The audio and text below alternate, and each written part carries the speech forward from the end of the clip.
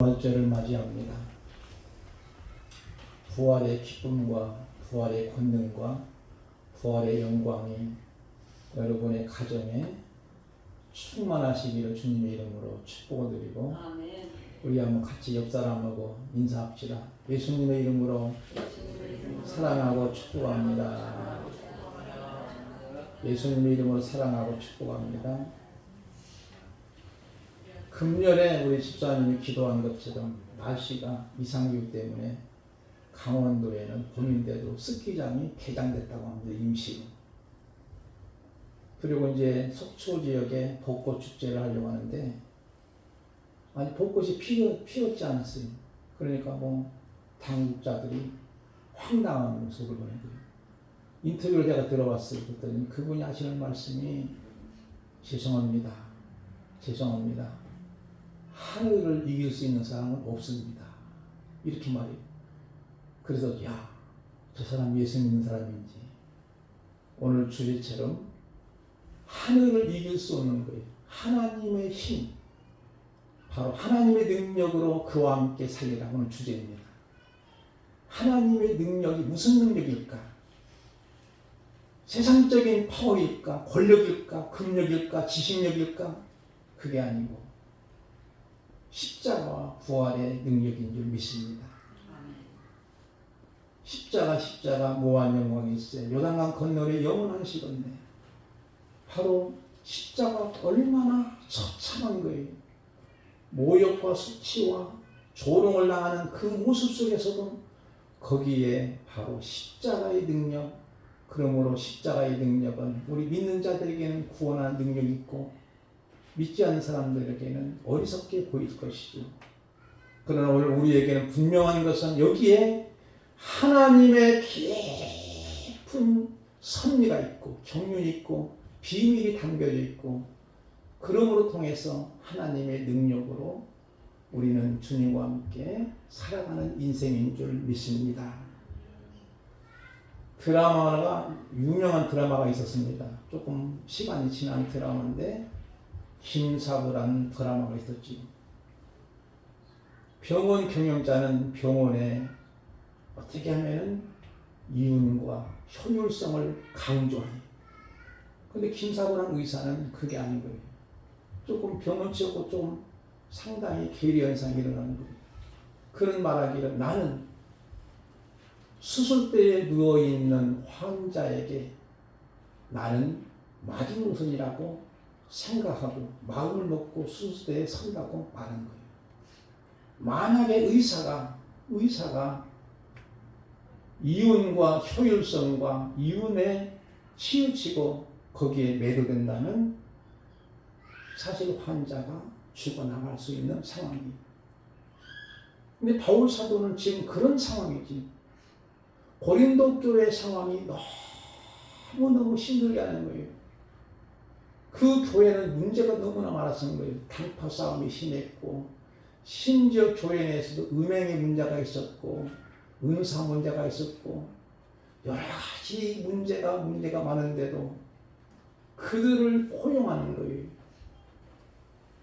오직 바울의 목회는 성도들의 영적 유익과 신앙적 행복에만 관심을 가지니 자기의 행복은 뒷전으로 밀립니다. 믿음은 분명한 것은 행복을 주지만 본질은 거룩합니다. 보통 우리는 믿음의 목적을 행복으로 여기지만 본질이 아닙니다. 본질은 거룩합니다. 거룩함으로 따라오는 것이 행복이지 행복부터 오는 것이 아니거든요. 그러기에 우리는 중요한 것이 뭐냐면 바로 내가 예수님을 믿을 때에 나의 어떤 인생의 어떤 이상한 것들을 막 추구하고자, 행복을 추구하고자 하는 것이 아니라 먼저 내 자신이 거룩해지면 저절로 따라오는 것이 행복인 줄 믿습니다. 오늘 본문에 가서 1절과 2절 말씀을 보겠습니다. 우리 김영신 목사님 한번 읽어주시면 고맙겠습니다. 내가 이제 세 번째 너희에게 가리니 구세 증인의 입으로 말마다 확정하리라. 내가 이미 말하였거니와 지금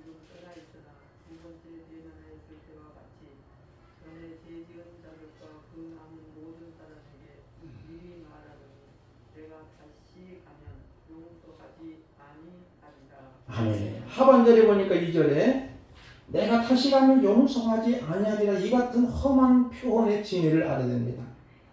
10절 말씀 보니까 이런 말씀입니다. 그러므로 내가 떠나 있을 때 이렇게 쓰는 것은 배면할 때 주께서 너희를 넘어뜨리라 하지 않고 세우려 하여 내게 주신 그 권한을 따라 엄하지 않게 하려 함이라. 이 말씀 속에 너희를 넘어뜨리지 않고 세우려 하여 그랬지. 용서하지 않겠다고 하는 험한 표현의 진의가 사실은 그런 뜻은 아니거든요. 쉽게 말하면 바울의 본심은 너무나 이 고린도 교회를 사랑함으로 간절히 사랑하기에 직설법의 표현을 쓰는 겁니다.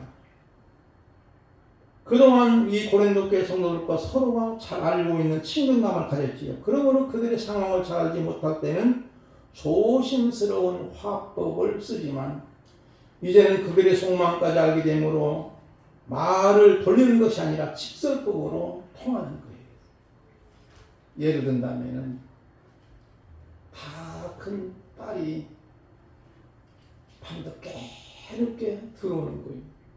부모가 너무나 속이 상해서 한 번만 더 늦으면 너 이제는 다리를 분질러 놓겠다. 실제로 다리를 분질러 놓겠다는 말일까요? 아닌 거예요. 크게 혼을 내주겠다는 거예요. 마지막이라는 뜻이지. 크게 혼을 내주겠다는 거예요. 이와 마찬가지로 바울은 지금 그들에게 말을 돌리는 것이 아니고 직설법으로 쓰는 것. 어떤 면에서는 우리가 복음을 전할 때도 직설법이 통할 수가 있는 거예요. 예를 들면 죄의 싹은 사망입니다. 죄의 싹은 지옥입니다. 그러고 예수 믿고 제사함 받으면 천국입니다.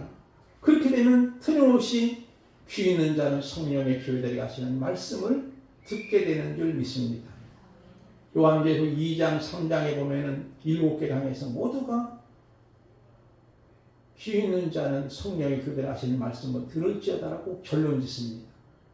그러므로 어떤 면에서는 말을 돌리지 않고 오히려 직설법을 써서 그들을 넘어뜨리려고 하는 것이 아니라 그들을 세우려고 하는 거예요. 바울은 지금까지는 겸손하고 약한 모습을 취했으나 범죄에 대해서는 확고한 태도를 취합니다.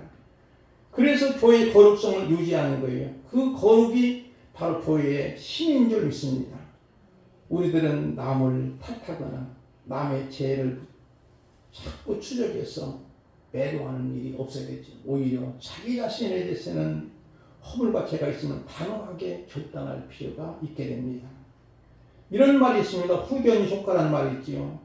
사람이 성공할지 실패할지 알고 가는 자는 없습니다. 그러나 결과를 알고 간다면 어떠한 시련과 역경과 고난 중에서도 흔들림이 없고, 그래서 바울은 오해를 뒤집어 쓰고 버림받은 자 같지만 끝까지 버티고 인내할 수 있었던 것은 그는 바로 결과를 알기 때문이지.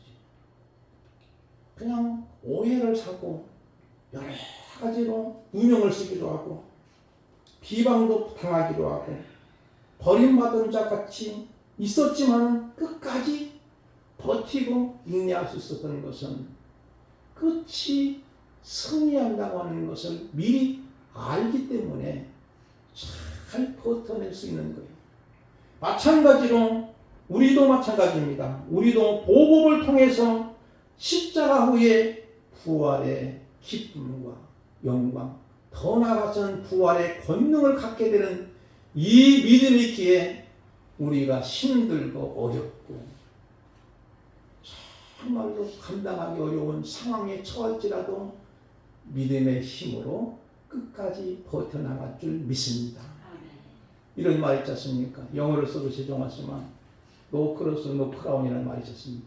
쉽게 말하면 십자가 없는 멸관 없는 거예요.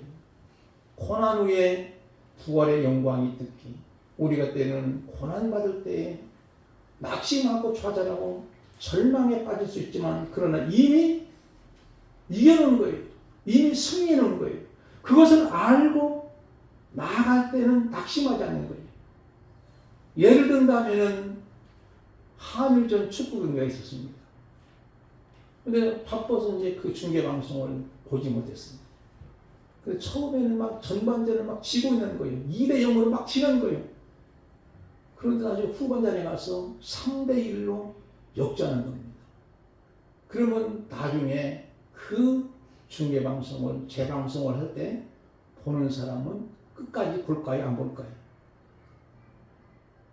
끝까지 보는 거예요. 야, 전반전에 시시해서 못 보겠구만. 아주 시시하네. 저렇게 못해. 나도 하나 철맞지. 그렇게 할 수 있겠지만 그러나 이미 후반전에 가서 3대 2로 이겼던 그 모습을 보고 나면 신나게 계속 청취하면서 그런 거잖아요. 마찬가지예요. 오늘 우리의 신앙생활도 이미 이겨놓고 승리해놓고 우리가 신앙생활을 감당하기에 이 험악한 세상 속에 믿음의 삶으로 살아가는 줄 믿습니다. 4절 말씀을 보겠습니다. 4절 말씀은 우리 전초정 목사님만 읽어주실까요? 그리스도께서 약하심으로 십자가에 못 박히셨으나 하나님의 능력으로 살아계시니 우리도 그 안에서 약하나 너희에게 대하여 하나님의 능력으로 그와 함께 살리라. 아멘. 여기 중요한 단어가 나오죠. 하나님의 능력이라 그랬지. 하나님의 능력으로 주님과 함께 그와 함께 살리라. 오늘 주제 말씀을 여기서 따는 겁니다. 그 당시 고린도 지역에서는 돈의 유력과 헬레니즘 영향으로 지식의 능력으로 생각하는 경향이 많았지요. 로마가 힘으로 그리스를 장악합니다.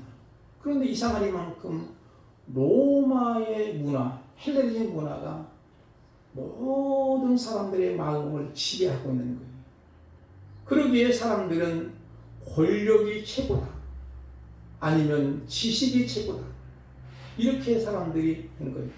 그래서 그 당시에 십자가의 상황은 너무나도 보잘것없고 너무나도 시시하게 보이고 아무것도 아닌 것을 여길 수밖에 없는 상황이었지요. 그래서 부활과 십자가의 승리를 믿는다는 것은 쉽지 않은 상황이지만 그래서 주님은 약하심으로 십자가를 지셨다고 표현합니다.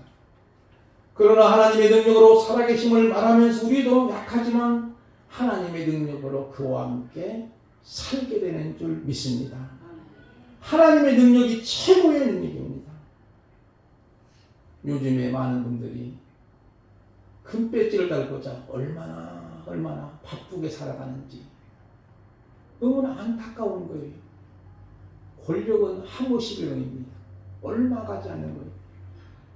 권력의 힘이 대단한 것 같지만 잠시는 뭔가 부러워할 것 같지만 그러나 아닙니다. 지식이 최고것 같지만 아니에요. 아까 말씀드린 것처럼 거룩함이에요.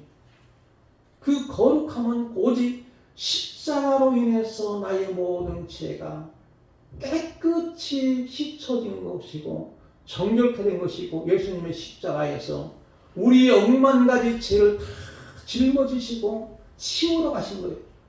깨끗이 청소하는 거예요. 그러므로 우리는 거룩함이 최고의 능력이고 그래서 십자가의 부활의 권능을 갖게 되는 줄 믿습니다. 십자가는 당대 사람들에게 매력이 없는 거예요. 고린도 지역은 항구도 싫어서 황금의 맛을 알고 아까 말씀드린 것처럼 헬레니즘 문화 영향으로 돈과 지식만의 힘으로 여겼습니다. 우리가 만약에 이런 말 있지 않습니까? 알아야 면장한다는 말 있죠. 그런 시대 배경에서 바울은 십자가의 능력이 고린도 교회 성도들에게 말할 때 사실 어울리지 않는 거죠. 그렇지만 바울은 이 십자가의 능력으로 로마까지 복음으로 지배를 합니다. 그래서 여러분이 알다시피 지금 이탈리아지 거기는 대부분이 성당이 어마어마하게 많습니다. 카톨릭 신자가 약 93%가 넘습니다. 물론 다 복음의 영향이고 물론 카톨릭이 나쁜 건 아니지만 타락 때문에 종교개혁이 일어나는 것이지 사람이 모이면 대부분이 타락할 가능성이 많은 거예요. 하여튼 우리는 중요한 것이 뭐냐면 바울의 십자가의 복음을 통해서 로마까지 가면서 복음을 전해서 이 로마 땅을 복음으로 십자가로 점령하게 된 거예요. 지배한 거예요. 이게 바로 하나님의 능력인 줄 믿습니다. 이러한 성도가, 이러한 교회가 세상에 매력을 둡니다. 어떤 상황일지라도, 태풍이 몰아칠지라도 흔들리지 않는 믿음의 힘, 이 힘이 성도들에게는 힘이고 사람들에게는 지배한 영향력을 끼치게 되는 줄 믿습니다. 성경에 보면은 바리새인과 세리의 기도가 쭉 나오는데, 바리새인의 기도는 자기 자랑만 하는 거예요. 자기는 뭐 헌금도 많이 하고 기도 생활도 많이 하고 하여튼 자기 자랑 자화자찬 막 쭉 하는데, 그 기도를 하나님은 들으셨겠지만은 받지는 않는 거예요. 그러나 세리의 기도는 어떤 기도예요? 주여, 저는 죄인이었습니다. 저는 죄인입니다. 저는 약합니다. 부족합니다. 나약하오니 저를 용납하여 주옵소서. 그 기도를 주님은 들으신다고 말씀하는 거죠. 오늘 우리 자신이 내가 어떤 세상적인 힘을 발휘해서 세상적인 권능을 가지고 무엇을 해보려고 하는 것이 아니라 오직 우리의 힘의 근원은 하나님의 능력이고 십자가의 부활의 권능이길 믿습니다. 아멘. 이러한 은혜로 우리가 싸워나가는 거예요. 이미 이긴 거예요. 그런 상황에서 우리가 낙심할 필요가 뭐 있겠습니까? 낭망할 필요가 없는 거지요. 우리 속에 혹시라도 교만과 오만과 자만이 있다면 잔디를 웃자라지 못하도록 깎아준 말씀의 칼로 계속적으로 깎아줘야 됩니다. 그러므로 우리가 잘나서 사는 것이 아니라 주님의 은혜로, 그러므로 세리처럼 나는 죄인입니다, 연약합니다, 부족합니다 할 때 십자가의 능력을 경험합니다. 십자가의 도는 멸망하는 자들에게는 미라는 것을 여기지만 구원은 우리에게는 하나님의 능력이 나타나게 되는 줄 믿습니다. 그 다음 5절 말씀을 우리 차윤수 목사님을 읽어주실까요? 너희는 믿음 안에 있는가? 너희 자신을 시험하고 너희 자신을 확증하라. 예수 그리스도께서 너희 안에 계신 줄을 너희가 스스로 알지 못하느냐? 그렇지 아니면 너희는 버림받은 자니라. 아멘. 이 말씀 속에서 뭐라고 나오죠? 그리스도께서 너희 안에 계신 줄을 너희가 스스로 알지 못하느냐? 그렇지 않으면 너희는 버림받은 자니라. 이 말씀 속에서 우리는 내가 환난을 당하고 핍박을 당할 때, 야, 내가 하나님으로부터 버림받은 자 아닙니까? 하는 일마다 왜 안 되지? 내가 손만 대면 뭔가 마이너스가 아니고 마이너스로 되지. 이런 안타까움이 있다면은, 아, 내가 버림받은 건가? 여러분, 오해입니다. 아무리 환난과 핍박과 박해가 있을지라도 버림받은 자가 아닙니다. 오직 예수 그리스도께서 내 안에 계신 줄을 스스로 알지 못하는 자만이 버림받은 자예요. 버림받지 않는 믿음의 성도들은 시험을 당할 때 말씀대로 사는 거예요. 대세를 따르기보다는 대의를 따라가는 거예요. 좋은 일보다는 옳은 길을 따라갈 겁니다. 이 같은 삶이 그 십자가의 부활의 영광을 얻게 되는 거예요. 우리들은 보통 다가 예수 참 믿고 신앙생활 열심히 하면 좋은 길, 꽃길만 가도록 하나님이 인도하시겠지. 그래서 나의 갈 길 다 가도록 예수 인도하시네. 무슨 일을 만나든지 만사형통하리라. 이 찬양을 좋아하잖아요. 그런데 중요한 것은 뭐냐? 우리의 가는 길은 좋은 길보다는 옳은 길인 줄 믿습니다. 대세를 따르는 것이 아니고 대의를 따라가는 거예요. 그때만 십자가의 능력을 경험하게 되는 줄 믿습니다. 근데 우리 믿음의 성도들은 대부분이 믿는다면서도 세상의 권력을 탐하고 세상의 지식을 탐하고 남보다도 더 많이 가지려고 하는 금력을 탐하기도 하고, 이런 안타까운 모습 속에 있는 거예요. 그런 안타까운 모습을 어떻게 설명할까요? 심지어는 목사가 당을 만들어가지고 세상에 이럴 수가 있습니까? 제가 선거한 위원인데 저를 추천한 이유는요, 동장님이, 목사님은요, 여당도 아니고 야당도 아니고 예배당이라고요. 그런 거예요. 그래서 선관위에 들어갔어요. 근데 보니까 이번에 어제 저 우편물을 다 이제 한 20-30명이 정돈했는데 보니까 깜짝 놀랐어요. 그렇게 유명하다는 목사님이 당으로 나왔어요. 무슨 당? 자유통일당인가 뭐다. 아주 깜짝 놀랐어요. 세상에 여러분, 왜 권력을 탐하는? 금배지 타라서 무엇을 할 거예요, 여러분? 예수님이 로마 권력에 대항하면은 이기지 못할 일이 없는 거예요. 왜냐하면 얼마든지 이길 수 있잖아요. 그렇지만 십자가에 달리신 거예요. 온갖 모욕을 당하시고 온갖 저주를 당하시고 그 저주를 뒤집어 쓰시고 우리 억만가지 죄를 때문에 십자가에 달리신 거예요. 그리고 3일 만에 부활의 기쁨과 영광을 우리로 주시고 우리로 하여금 부활의 천열매가 되도록 하신 줄 믿습니다. 아멘.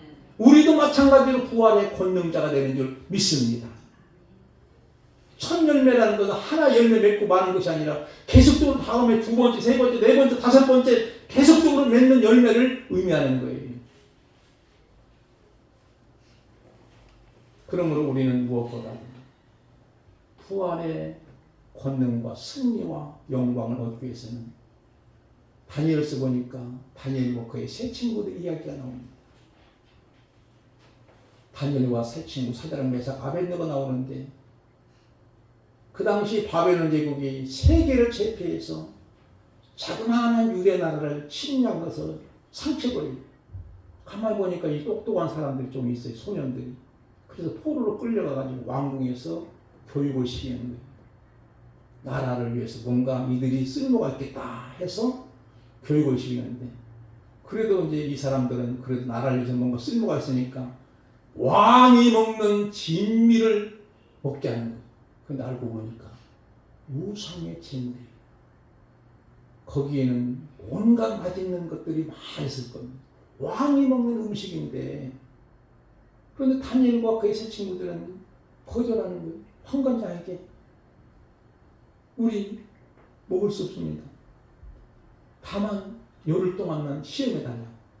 만약에 우리를 채식만 먹게 하고 그거 왕의 진미를 먹었던 소년들과 비교해서 우리 얼굴이 좋지해가나 우리 얼굴이 나빠지게 먹겠습니다. 그런데 열흘 동안 시험하고 보니까 이들이 더욱 얼굴이 아름답고 더 윤택해지는 모습으로 오는 거예요.